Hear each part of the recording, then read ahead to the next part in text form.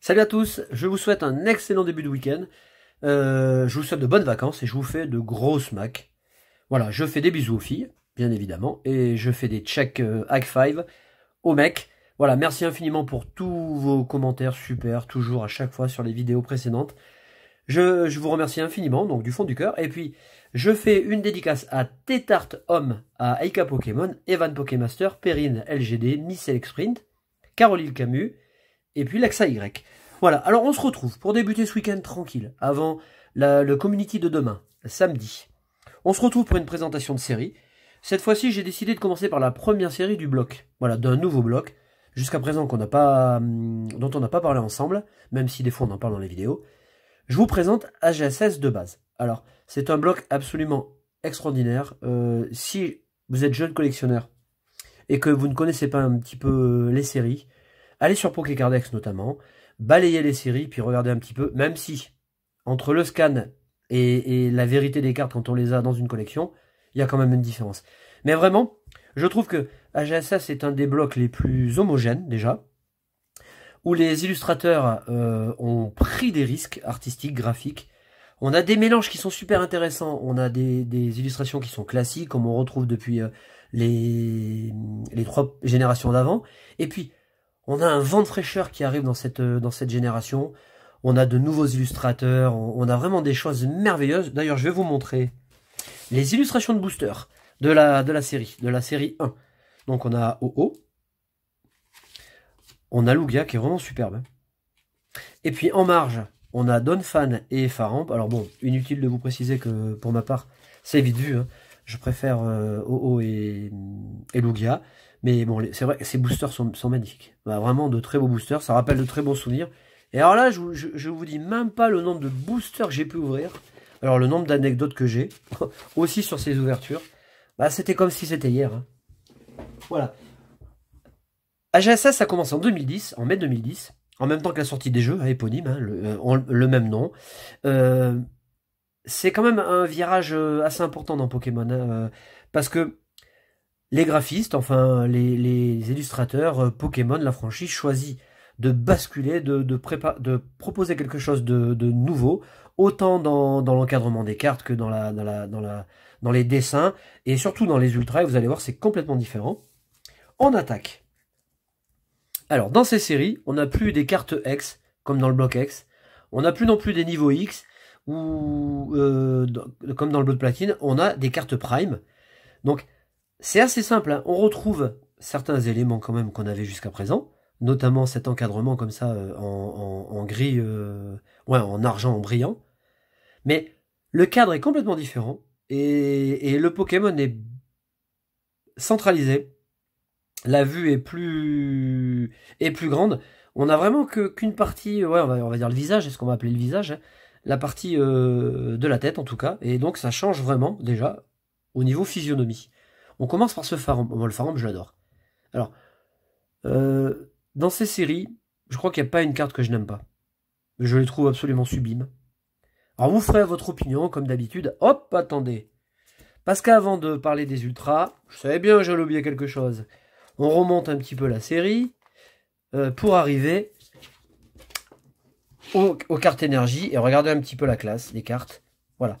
Ce qu'on aimerait, ou ce qu'on pourrait retrouver dans les séries actuelles, à chaque fois ce serait sympa que dans les séries où on a des illustrations et des Pokémon, on va dire, en avant, phare, on pourrait retrouver, au conditionnel, on pourrait retrouver certains Pokémon sur les énergies. Vous admettez quand même que ce serait quand même, ce serait quand même plus sympa, quoi. On aurait quelque chose de plus vivant. Les illustrations sont sublimes. Regardez le Lugia notamment, avec, il est superbe. Le Faramp avec le phare, le Mentali avec un... Enfin, c'est super, quoi. Le haut avec la tour Chétiflore. Enfin bon, c'est absolument magnifique, quoi. C'est les billes. On a Simularbre, Noctali et Stylix. Et ces énergies sont absolument magnifiques. Si on pouvait avoir des trucs comme ça tout le temps, ce serait vachement sympa. On enchaîne. Allez. On enchaîne avec la deuxième prime de la série. L'Euphorie que j'adore. Mais je trouve la carte magnifique. Alors, Avec la lumière, mais vous n'aurez peut-être pas le détail que moi je peux observer. On a des effets à l'intérieur du cadre, en arrière-plan. Et puis, vous retrouverez toujours comme ça, un petit éclat. Alors, ou dans l'œil du Pokémon, ou sur une corne, ou dans un coin qui rajoute un petit brin de peps, là, il y a quelque chose de sympa. Voilà, on a l'euphorie. Où je l'ai mis je vais pas vous enlever les cartes quand même du... Voilà, je vais les laisser là. Ça fait un super décor. On a Donphan, donc on retrouve sur l'illustration.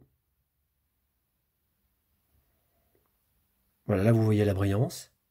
Mais là vous voyez, hop, l'éclat, on le retrouve sur la corne. Je trouve les dessins absolument magnifiques. On a vraiment un très beau travail de fait sur ces séries. Je vous invite vraiment, hein, pour les plus jeunes, mais bon, pour les autres aussi, hein, à aller voir ce qui se faisait à l'époque. Vous voyez, dans le cadre de l'alligature, regardez, hop, on a le petit éclat sur la corne, et puis on a des effets comme ça derrière, on a des patchwork de... Ah, c'est super sympa. Mais les cartes sont superbes. Et toutes sont magnifiques. On continue avec Meganium. Regardez comme il déchire ce Meganium. Il envoie. Hein. Il est vraiment superbe. Ah, j'adore. Elle est vraiment belle celle-là. Et puis, pour finir avec les primes, on a Typhlosion. Voilà, donc on retrouve bien les Pokémon de Johto. Voilà, la carte est vraiment magnifique. Et ce qui change, puisque vous voyez que les cartes ultra elles changent, on a aussi des changements sur des cartes légendes qui ont eu un succès partagé, mais bon après voilà, on peut pas être sensible à tout. Il y a des gens qui ont adoré, il y a des gens qui ont moins aimé. Voilà, les cartes se composent de 2 parties. Donc pour avoir l'illustration au complet, il faut avoir les 2. Et comme ça, vous aviez les Pokémon légendaires illustrés. Alors OO est très colorée, elle est superbe. Regardez le détail quand même du dessin. Là, il y a du travail, il y a du... Oui, il y a du job, et il y a du beau job, franchement, ça déchire. Le Pokémon, on est presque réel, hein. On est vraiment... Puis alors, je vais vous montrer Lugia qui suit derrière, puisque Lugia est sur le booster, et je vous l'ai montré au début de la vidéo. Alors là, c'est un chef-d'œuvre, mais un chef-d'œuvre absolu. Regardez sur cette carte, sur cette seule illustration, ou sur ces 2 parties, je vais y arriver, ou sur ces 2 parties d'illustration, la quantité de détails qu'il y a, la qualité du dessin, l'écume, la plongée, la posture, l'animation, la vie créée à travers ce dessin, mais c'est fantastique. Bon, je sais pas ce que vous en pensez. Alors là, le Lugia, il sort de nulle part. Il est exceptionnel. C'est peut-être, je dis bien peut-être, c'est peut-être l'illustration de Lugia la plus réussie de Pokémon. Cette carte, c'est un chef-d'œuvre. On le retrouve dans son élément, en pleine plongée. Enfin, il y a vraiment quelque chose de très puissant. Enfin, c'est extraordinaire. Alors, dans cette série, il me manque une carte, il me manque un Léviator chromatique. Et puis, chaque série, chaque extension était ponctuée d'une carte lithographie. Alors, c'est tout simple. Hein. Vous avez l'alphabet en lettres Zarbi. Vous avez un texte ici. Vous récupérez les lettres et vous avez le texte. Alors, je vous laisse vous amuser si vous avez envie. Alors, ces cartes, on l'aperçoit peut-être un peu. Elles sont glossy, c'est-à-dire brillantes. Ça crée un effet un peu vintage. On a ça sur certaines cartes japonaises, hein, notamment la Mew de Korokoro. Elles sont brillantes, mais il y a un film laqué, voilà. Un film laqué.